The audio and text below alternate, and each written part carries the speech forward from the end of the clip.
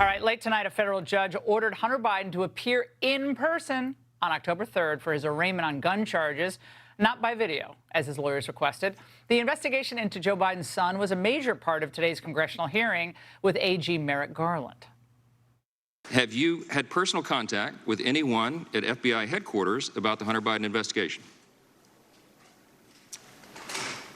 I don't recollect the answer to that question, but the FBI works for the Justice Department.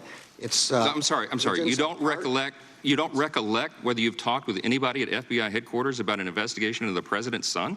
I don't believe that I did. Under oath today, your testimony is you have not had any discussions with Mr. Weiss about this matter? Under oath, my testimony today is that I promised the Senate I would not intrude in his investigation.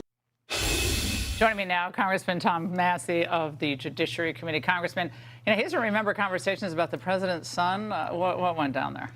You know, usually he comes and he says, well, it's longstanding FBI policy not to comment on an ongoing investigation. Well, their job is investigating, so they're basically saying they won't comment on anything. But today, he'd just forgotten everything. He didn't know, he wasn't there, couldn't remember. Well, he's someone of impeccable memory. I mean, he was one of the smartest jurists on the D.C. Circuit, so smart that the Democrats wanted to put him on the Supreme Court. He's not, Bob Mueller kind of having, struggles perhaps intellectually. This guy is kind of Johnny on the spot, so I'm not following that. I didn't either. We didn't buy it. I didn't believe it. But one of the themes that came out of this hearing today was that there's two tiers of justice. There's a dual system here. And the reason Hunter Biden tried to get his arraignment by video is he thought he could. He's gotten special treatment the whole time by this DOJ.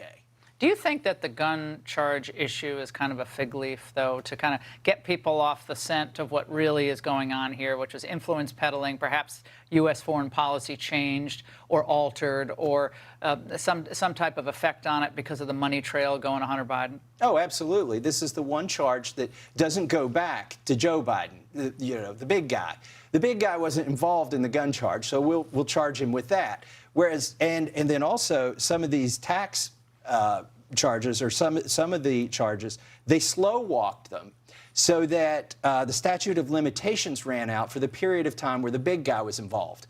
So that if you do go into the other charges that he supposedly pled to, they weren't during this period of Burisma and Joe Biden as vice president. So that's another thing they did. They only want to charge him for the things that aren't connected to the big guy. They wall it off. Now, Garland is outraged, Congressman, that anyone would challenge his prosecutors.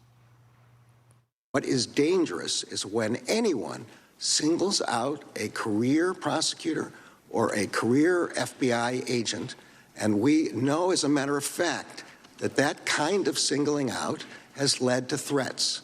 This is a concern across the board. So you can't question someone with that much power in a situation where there's at least the appearance of, and I mean, at the very least, the appearance of a conflict of interest. Yeah, that's part of the job. Look, when he talked about threats and tried to get some sympathy, we all looked at each other on the dais and we're like, wait, we get threats every day as members of Congress. Like, if you're in the public eye, but you are accountable, and they should be questioned. And that's what we were doing there, or trying to do there.